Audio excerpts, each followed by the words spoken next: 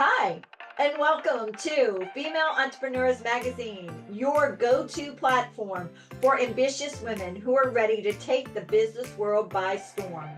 I'm your host, Angel France, and each week we'll dive into the latest strategies, stories, and success secrets from the most inspiring female entrepreneurs around the world. Today on The Real Female Entrepreneurs, we're spotlighting a woman who's rewriting the rules of fundraising with heart, hustle, and a whole lot of boldness. She's a best-selling author, gender justice advocate, and the powerhouse behind Ernest For Good Inc., where fearless and fundraising and unapologetic branding takes center stage. With $30 million raised and counting. Oh, it keeps going up. A career that spans from Silicon Valley exec to nonprofit trailblazer. Oh, and wait, she is a top 40 under 40 award winner in Canada, a 2025 Woman We Admire, and has received the award for 100 Women to Know in North America. Plus, has a book that's shaking up the philanthropic world. She's leading with purpose and passion. Please help me welcome the vibrant, visionary, and rule-breaking do-gooder herself, Sarah Ernest. Welcome. Hey. Okay, this is going to be fun. I can tell you guys now. Yes, it's gonna be fun. It's already fun. I'm already having fun. You are truly amazing. You know, one of my favorite thing is I love to understand and know what flipped the switch to get you to actually become the entrepreneur you are. Because actually, I mean, you started off in Silicon Valley, it sounds like, or ended up there. What happened? Yeah, wow. It's been a journey for sure. So I would say it's been a long 2 decades really of work in the charitable sector, which actually started in Nova Scotia, in Halifax, Nova Scotia. I got my foot in the door in philanthropy, and then through really coming to understand what philanthropy was, and what happens when you invest in charity and the difference that makes in community and in people's lives, realizing what that was, I worked my way up.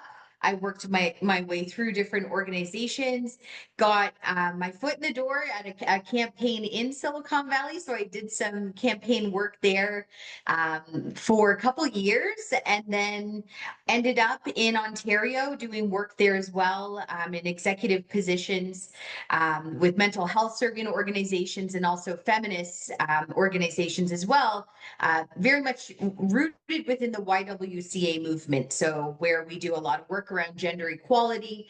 But yeah, so I would say I've been kind of all over, but it really was rooted from my lived experience and the services and support that my family accessed when we were kids, and really understanding the value of charity and giving back, because we were a family that received so much from the generosity of others. So I wanted to pay that forward, and getting my foot in the door in philanthropy, working my way up, doing my thing. I kind of maxed out what was possible in the sector in the roles that I've held. So to be an entrepreneur and kind of step into this space on my own, in my own way, it just has allowed me to channel my experience, my passion, my drive, my enthusiasm in a new way to just do more good, and help organizations fundraise and do good better. So yeah, it's been a long journey, 20 years, but here I am, and excited to raise more money and help charities do good better. Yeah, I'm here for it. Yeah, so raising money, fundraising, and all of that. I mean, I've been a part of some of that, not to the extent you've been, but oh my God, doing all that work and making things happen and Yep. having the organization skills that happen. Do you have a team? Are you a solo? How do you put it all together?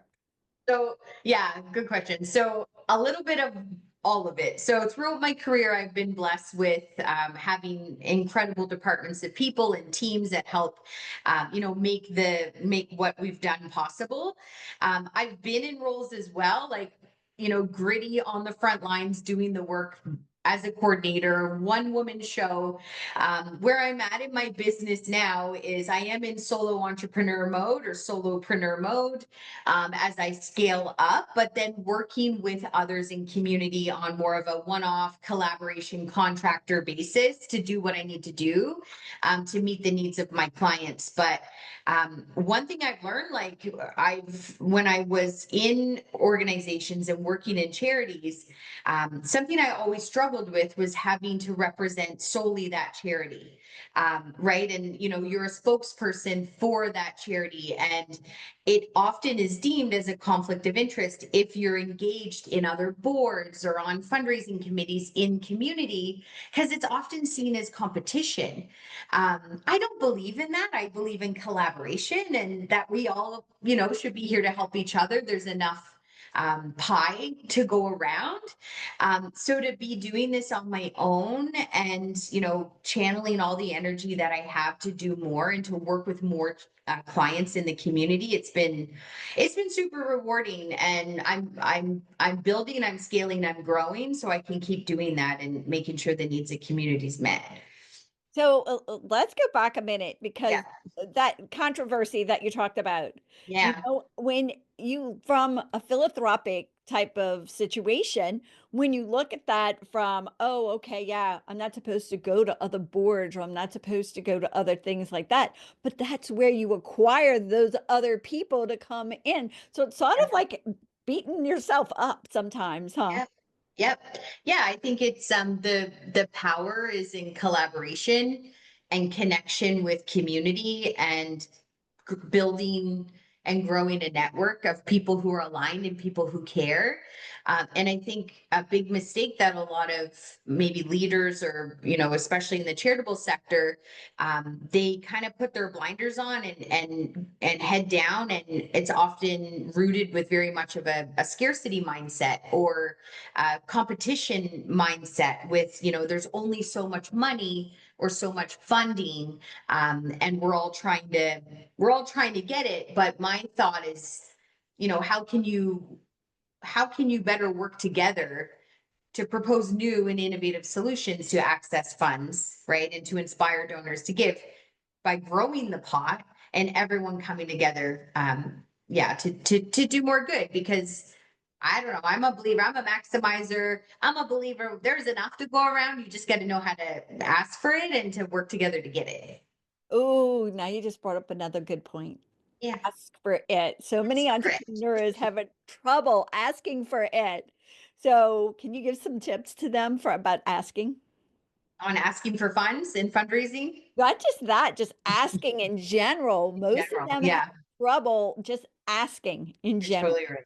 Yep, yep. I do a lot of workshops, working with boards of director leadership teams on this very thing, just kind of fundraising 101. I really truly feel if you, which most do who work in the sector, a lot of folks aren't there for the paychecks, let's be honest. They're there because they care. And when you fully, allow yourself to be vulnerable and to build real, meaningful, deep relationships with folks in the community, with prospective donors, with funders, with community partners. When you do that work and invest in relationships over the long game, people, because of your passion and enthusiasm, are going to want to get involved, right? They're going to want to give. It's just up to us to share that and to share it in a way that's winning. It's like a winning energy, right? When I do charity work and my work in the philanthropic sector, we're not over here begging. We're not asking, like, please. My old CEO used to say, we're not Oliver Twist, begging for more. It's giving people the opportunity to be part of something transformational, right? And flipping the script on that and looking at that is it. I'm giving you a gift for the opportunity to be involved in this thing over here that's changing lives every day or creating transformational impact in whatever area it is. So I think when you show up fully and just honestly and with genuine care and heart, people want to get involved anyways, right? And guess what? What's the worst thing that can happen if you ask someone for something? They say no. They say No no. big And then deal. what? Where are you? Who's next? That's my philosophy. Who's next? So yeah, who's next? And you're back to square one. You're just like, okay, thank you for your consideration. Right. And so a golden rule in fundraising, I'll drop this nugget. If you want money, ask for advice. If you want advice, ask for money. So a lot of people who want to ask for funds, when you ask, straight up, can I have whatever, $10,000? This is the impact. They're going to give you their advice instead. But if you flip that a little bit and ask, how do you suggest we go about reaching this goal? This is what we're working on. Do you have any advice for us? People like to see themselves in solutions. And then once they provide those little tidbits, they're going to feel more bought in, right? And then they're going to want to give. I love that. Oh, that is perfect. And then you're just like, next. Yeah, me, I'm next. Bring it on. All right. I love So, it. the next thing we're going to talk about is, I have a crazy life, and it's, I have family members I do things Yeah. with, but my whole social life and everything is revolved around events that I Okay. attend, or Yeah. fundraisers I attend, or different things like that. Are you about the same way? Your social calendar is more around that? Okay. So can you explain how you balance it? I balance mine according to me and my Yes. business. Yep. And if they want to come around along for the ride, they can come along for the ride. Yep. Because I'm doing things. You know what I mean? That's right. So Amen. how are you? How do you I'm balance it if you don't, like me? I'm so similar to you. I would say like the balance of business with personal responsibilities. If we're being honest, as entrepreneurs, as business owners, there is no personal and business. Like this is a myth that people have created with this, the questions around work-life balance. And when you're an entrepreneur, they are completely intertwined and entangled and entrenched in one another.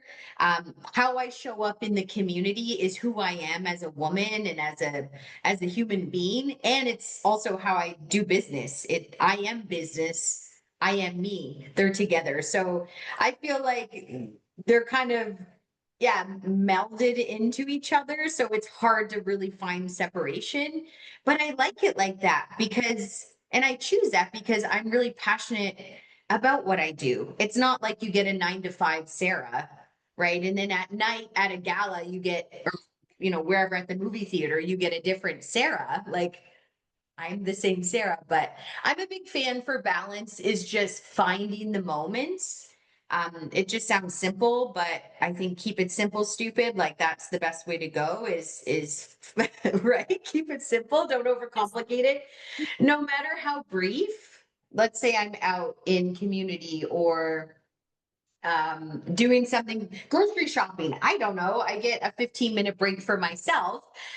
And the birds are chirping and the sun is shining and I pause with my cart and I take a deep breath and I practice like mindfulness and presence. So find the moments where you can, whenever they pop up. I also try to schedule things for myself, like proper thinking time, and just understanding that like balance is about finding rhythm, right? It's not perfection. You're not going to have this like 9 to 5 and then you're off. Like this doesn't happen in the world of entrepreneurship. At least I've learned this.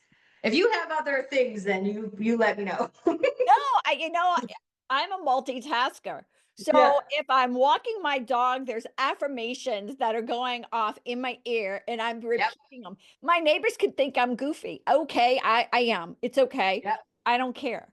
Yeah. Um, if I head to the gym and I'm on the treadmill Oh, and emails.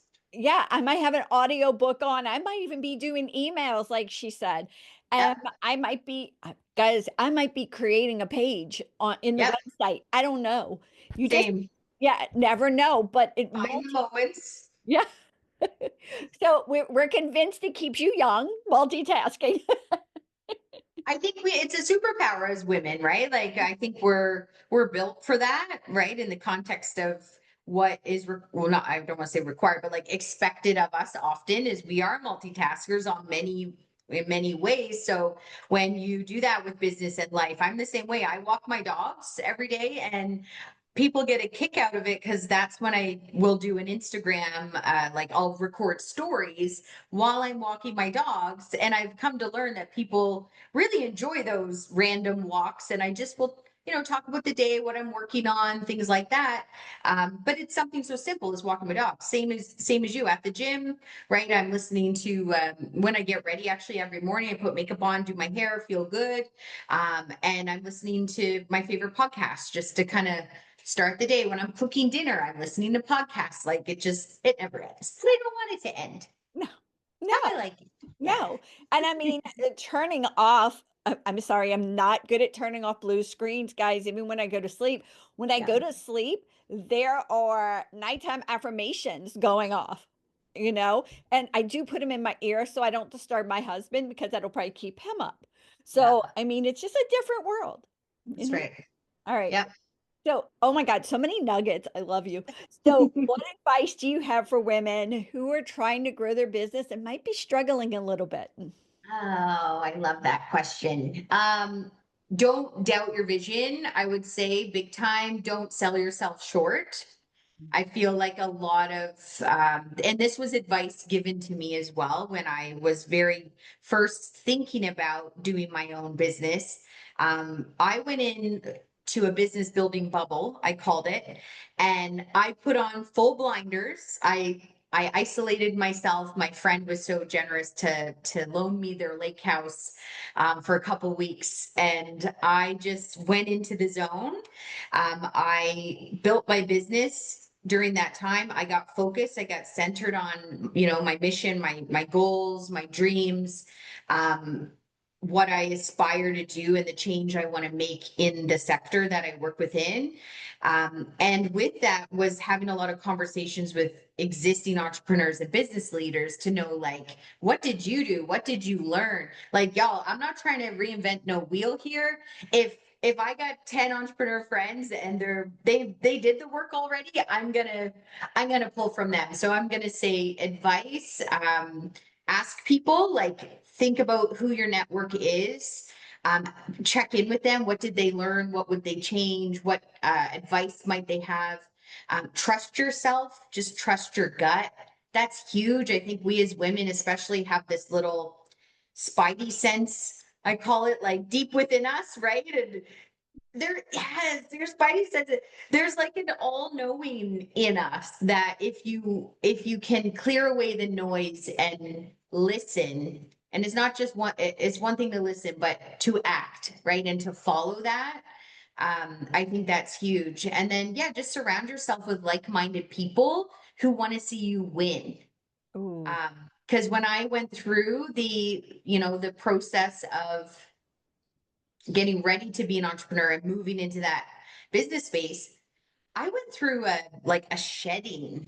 I called it, like I shed not just my own skin and who I once was and the way I showed up, but a lot of people, I realized that may have served or saw themselves, receiving or a reciprocal relationship or benefiting from me and who I was before.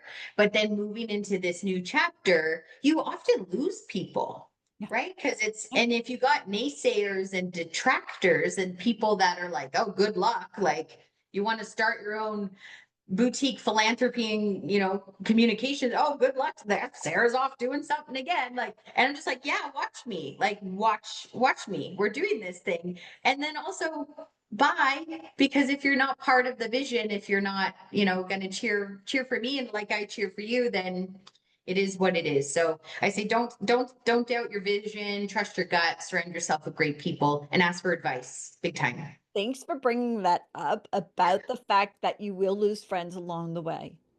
You will lose relationships along the way. You Yep. will lose things along the way because they don't have that vision. You see Yep. that too. Yep. Big time. Yeah. And it's a beautiful, it's not a bad thing, Yeah. Like, right? It's a gift because when you let go, I feel you make room to receive what you let go of once was to make room to receive what now is and to welcome in what's coming. yeah. So it's a Yeah. gift. Yeah. And you know what? A lot of people know me, but I cannot say they're my best friend. They're all acquaintances. Yeah. And yeah. So, I mean, I'm sure you run into a lot of the same Yeah. situations. Boundaries Yeah. are important. And guys, just know it's okay. And I mean, that's what this is for. You have to know that it's okay because it's just inevitable because you have a mission that you're on. That's right. Exactly. Yep. And stay on it. Stay focused. So You'll do it. You gotta do the work. No shortcuts. Do the work. you're fun. So let's talk about this. Talk about that mission, okay? And but Yeah. let's go back a little bit. Let's go to your Okay. 18-year-old self. Oh God. Knowing what you've learned in business, what would you tell her? Okay, number one, what would I tell my 18-year-old self? Break up with that guy. Break up with that guy. Sarah, do it. Do it. Number one. I know that's not business related. I No, would say but it's so. true. No, it is. No, let's talk It is, you're about it. right. It's yeah, It that's is. fair. It is because if you're in a relationship Yeah. that's not working, Not okay, serving you. Yeah. not going to get you what you need down the line. Yeah. Yeah. Yeah. Fair. So yeah, Okay, that's so that it good. stands. Break up with that. In addition to that, I would say to myself, what advice would I have? I want to just say, like, keep living. I have that sounds again very simple, but like when I say keep living, like keep living beautifully, keep living for you. Pay attention to what brings you joy. When you get in that flow state, that inner child kind of work, like know what those pieces are. Do more of that. Keep learning. I've always referred to myself when I was younger and just who I am now and how I got to this point is as like a spicy little sponge. That's me. I'm a spicy little sponge. I'm just observing, listening, learning, absorbing. I'm constantly absorbing, hustling, but then I take from everything I absorb and then I curate my own way, right? And I pull from what I think would work for me and then test it, trial it, tune into what feels right, right? Fall on your face, whatever, get some bumps, get ups, dust yourself off. But just pay attention and remain a sponge. I think I've been really good at that my whole life. I've been very curious and ask questions. So I would just say keep doing that, right? And trust your gut. All right, here's my next favorite one. What is What? one key strategy that you have that has helped you advance in your business, or it's Mm. something, a key strategy that other people have said, no, don't do it, but you did it anyway because you're a little Oh, spicy? yeah. Okay, so I think of a lot of things here. So in terms of like strategies for scaling and just to level up where I am, where I've been to where I'm going, I want to say like focusing so much on growth through strategic partnerships. I mentioned this before, but collaborations and just really figuring out like who's aligned with your business, with your vision, bringing them in early, asking for that advice that I mentioned earlier, but figuring out who's aligned and then collaborating with organizations or people to really level up, go somewhere maybe that you never even thought you'd go. So to also be very open and curious. So I would say that curiosity, as I mentioned, um, and I kind of touched on this before, but I think a big piece strategically that a lot of people forget, especially entrepreneurs, founders, business owners, is to invest in like full shutdown days or weeks, Oh my right? God. Yeah. Right? So we're so in the weeds all the time for everything, right? We're HR, we're finance, we're IT, we're marketing, we're speakers, we're podcasts, we're authors, we're actually doing client work, right? We're publishing magazines. Like we're doing all these things all the time, but where is the time for you to fully shut down, not to go on a, I'm trying to find myself journey. Eat, pray, love. We love that too. But from a business perspective, go into your bubble, remove distractions, have a full like shutdown week, Hmm. right? Go remote and just be with your thoughts, read, research, look at trends, and just think. I think that's the biggest thing. Again, sounds so simple, but we're so busy we forget to have those nothing days or nothing weeks and to plan to think. Oh my God. I love nothing weeks. I miss, Nothing weeks, I need a nothing week. right? Yeah, definitely. It Nothing makes a week. difference. And it's like it's so not nothing, obviously, but when you fully like surrender kind of your brain and give that space, that's when all those juicy creative bits and ideas and nuggets and dots connect that otherwise you never had the capacity to think through before. They just all start, it's like popcorn. I don't know if you're like me, but I'll be in the shower. That's my place, the shower and walking my dogs. Yeah. Brilliant in the shower. I'm like, oh my God, I've got it. Like, why didn't I think of that? Like, it just everything happens. I'm like, yes, but it's because I'm not in front of my laptop. I'm not, right? Like, I'm not forcing it, it's just coming. No, you're making me cry, so go ahead. So shower more and do nothing. Okay, because she showers, does nothing, and walks her dogs. Tell me about the future plans that have Ooh. popped up around your brain that we need to keep. Oh, I love it.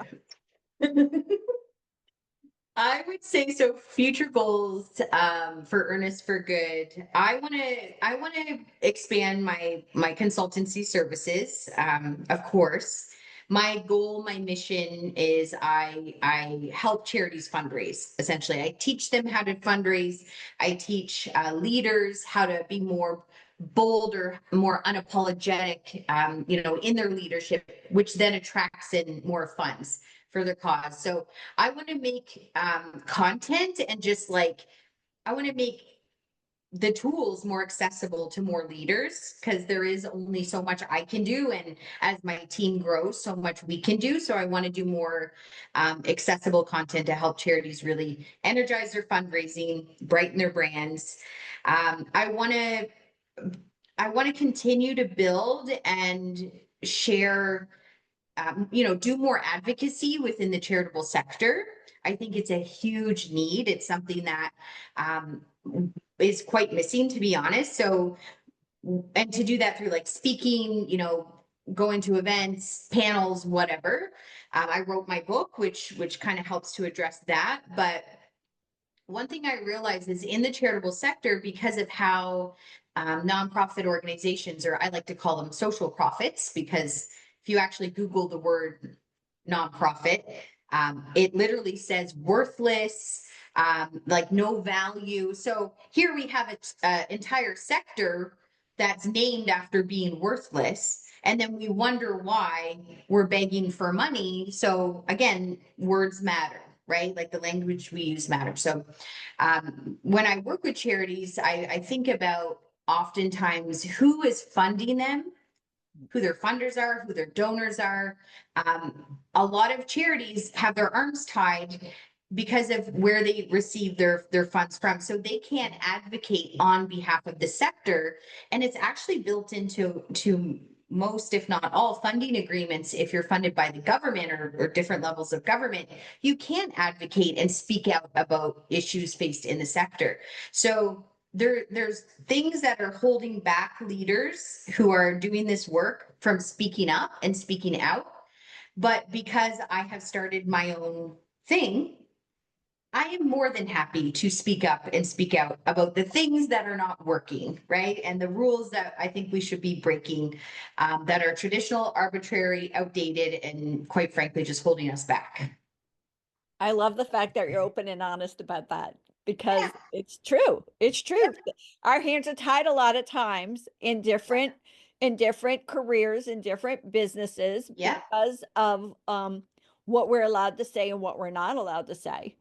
yeah. So, you And know, my hands were tied. Like I was in that work for, or, representing organizations for 2 decades doing that work. And still to this day, um, I talk all the time with executives and fundraisers who are still just struggling and so frustrated, and they don't agree with how philanthropy is conducted. And the restrictions and the mindsets and the limitations on charities, Mhm. but it's hard for them to do something and to move the needle forward and make that change while they're still in it. So I feel it's a bit of a duty to give back. And I'm comfortable being a bit of an advocate or a disruptor, I guess you could say. A I think you're a little bit of both. How little about bit of both. that? Yeah. Yeah. But All right. all for good reason. All right. On a lighter, fun side, what if you had 24 hours to have a superpower? What would Oh, it be? if I had 24 hours to have a superpower, what would it? I I feel I have a few I think of. I'm only probably allowed to pick one. Never. I never Can I limit pick two? anybody. You can pick two, Okay. three, four. I don't care. Okay, I love it. I love Because it. it can So be I a would combined. say Hey, it I might be a combined. Think about it. It might be a there's so combined one. much. There's so much I would do. I would want all the superpowers, number one. Just give me everything. I want to Yeah, I want to know. I want to know. I would say in the context of the work that I do, if I had like an equity wand that I could wave, I would wave my equity wand and just ensure that like everyone's basic needs are met. Mm. Right? Just your basic needs are met. I would destroy the patriarchy. I would eliminate oppression in all of its forms. I would reduce doing that, like waving my equity wand, would then help reduce pressures on charities who are trying to fight a lot of these systems and fill the cracks, right? And serve folks who are being negatively impacted by those very things. So I'll probably be putting myself out of a job, but that's okay because it's for the greater good. And I have a superpower. So I'm sure I can make money off my superpower in some other way, but I'd also be I could see me being like a modern day Robin Hood woman Okay. where see, yeah, so it's like I would essentially keep doing what I'm doing but in a different way, where it's working with those with wealth, corporate individuals, and redistributing wealth to folks who need it through community, through the nonprofit, the social profit charitable sector. I would also be a bit of a Robin Hood auditor, where I'm holding corporations accountable to, you're making all this money and profiting off of these, communities. How are you giving back and reinvesting that wealth into that community? What's your corporate social responsibility, right? What ESG measures? So I would be like a Robin Hood auditor plus an equity wand waiver. So you're absolutely gorgeous. So I can see you as the fairy godmother of this with the Oh, wand. So I can great. see it. I love it. I love it. Thank you. I can see it too with little fairy wings Oh, yeah, and definitely. a magical wand. All right. So, okay, I just think this is going to be so much fun. A fun fact about you that not a lot of people know about. I can just see this being a little bit like Ready again, like over the I'm top. Yeah, thanks. There's lots of fun facts I would say people don't know. Okay, I'll throw out a couple. So I'm obsessed with fried chicken. Really? Like I love fried chicken. Like it's my favorite thing in the world. It's just, I obviously eat way too much fried chicken, but I love fried chicken. So that's one. Um, I used to work, so I'm actually country. People think that I'm like a city girl, a city woman. I actually grew up in the sticks in rural Nova Scotia in outside of a small town called Truro, a little area called Kemptown. So surrounded by cow fields, a river, all dirt roads, nobody. So I was a country bumpkin, who ran through the woods, uh, made forts, lit things on fire. I basically like ran with the wolves my childhood for the most part. So I used to drive a four-wheeler to work. I used to work at the dump in my rural area, a bale fill facility. So I used to be a garbage sorter, and I used to arrive to work on an ATV and then drive home to work on an ATV. So that's fun. I used to compete in bodybuilding and fitness competitions, and I did a routine dressed as Wonder Woman in a Wonder Woman costume. Well, I see the bit W behind you, and I was going to ask you, was that a wonder? Yeah. As Wonder Woman, I absolutely love her. I have a portrait of Wonder Woman, also like a sleeve tattoo up my arm of Wonder Woman. I just like the strength that she embodies as a woman, right? And the gold cuffs of like deflecting. And I feel like that's a beautiful metaphor, just like symbol for having armor. And like as a woman, as an entrepreneur, as a human being, when things are coming at you, just to know how to, Deflect. you know, yeah, like fight, just deflect all the negativity, deflect the bad stuff, and just stay focused and keep going. And yeah, and I think final fun fact, I was on the very first ever competitive cheerleading team in the province of Nova Scotia, like in history, like the first one, Truro Cheer Club, it was called. And I was a competitive cheerleader for 16 years. Oh, wow. So there's a few. There's ATVs, fried chicken, bodybuilding, dumps, country girl, and cheerleading. Okay, so now you have me totally laughing. That is so. I forewarned you guys it was going to be fun. All right. What about a favorite book or books? Favorite book. I'm gonna say so right now. I'm more of a podcast girly. Mhm. So obviously, you know what? I have a book that I'm reading right now that I'll maybe reflect on a bit. But I'm gonna say my favorite book Is your is my book. Right? A little shameless self-promotion plug. So I wrote my very first book in what was it? January. I just released this book, Rethink Philanthropy, Breaking Rules, Raising Funds, and Doing Good. And it was my take essentially on 2 decades in the sector doing this work. Being successful as a fundraiser, as you mentioned, raising well over $30 million for charities and counting, always counting and growing. So I would say this is my favorite book, right? Because my heart is in it, and it's my take on the work that I've done and how I've broken the rules to do it my way and to do it successfully. So that's one. I'm also reading right now, what's it called? The 48 Laws of Power, oh, which is Robert Greene, I believe his name is, and it's been really interesting. It's really about like the principles of power, the intersection of like psychology, historical references over time. There's these different laws that they reflect on and how the laws are used, but also misused.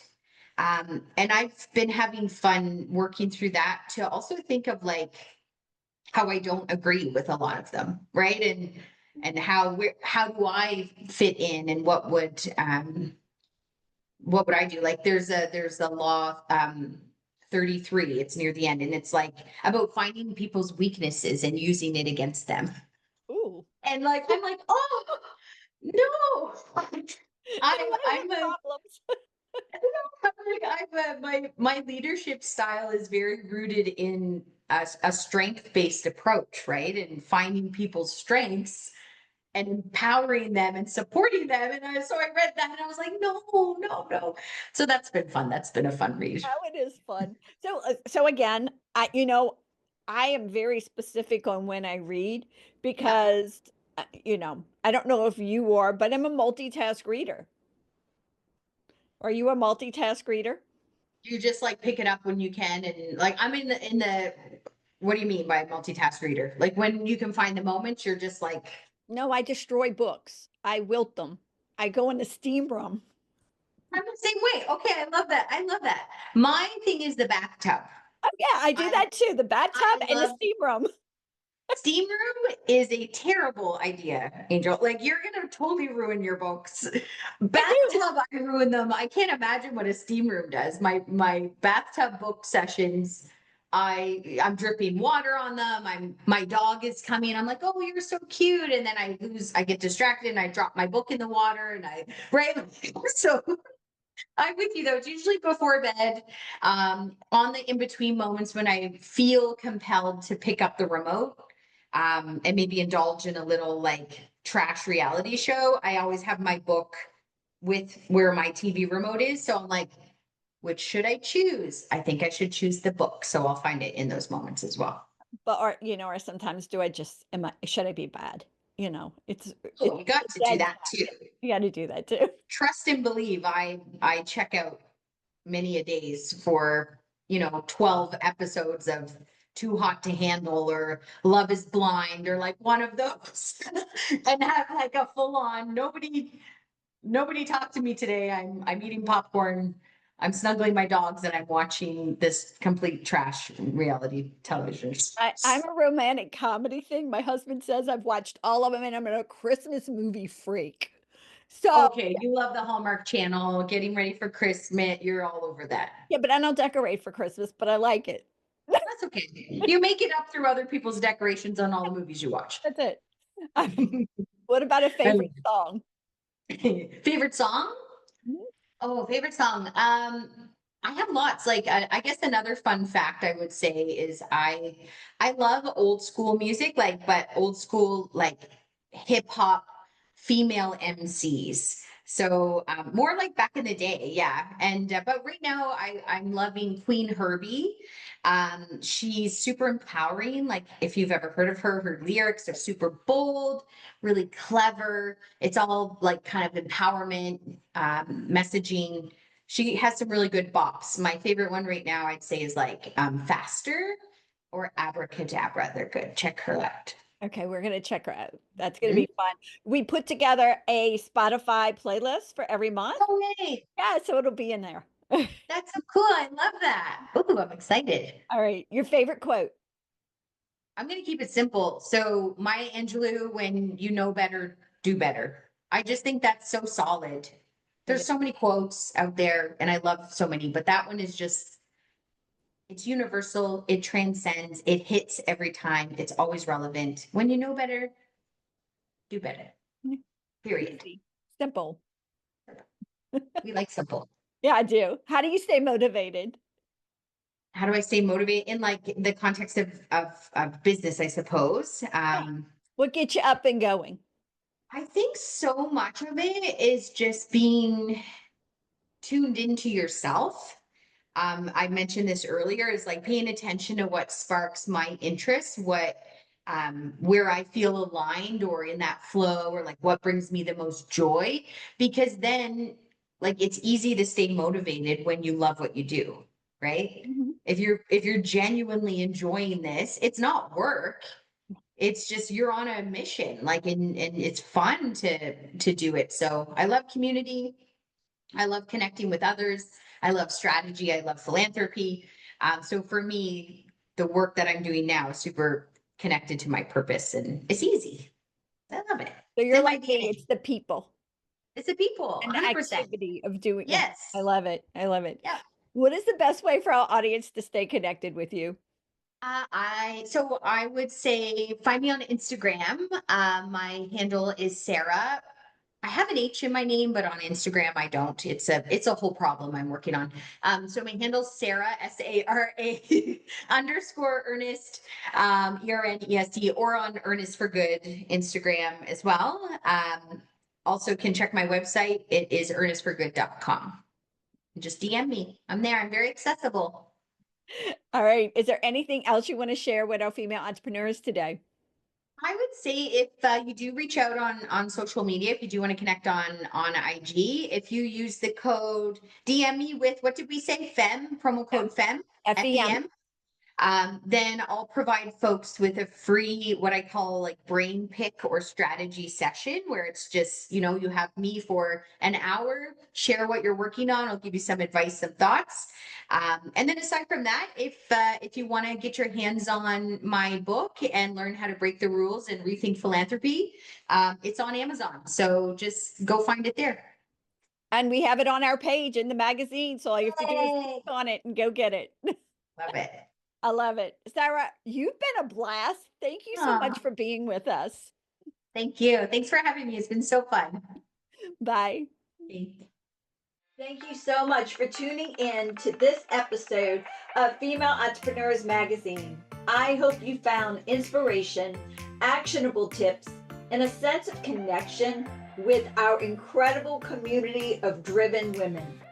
Don't forget to hit that subscribe button, leave a review, and share the episode with fellow entrepreneurs who are ready to elevate their game. Remember, your success is just the beginning, and we're here to support you in every step of the way. Until next time, keep shining, keep thriving, and remember, you have the power to create the business and life of your dreams. Stay inspired, and I'll see you in the next episode. Bye.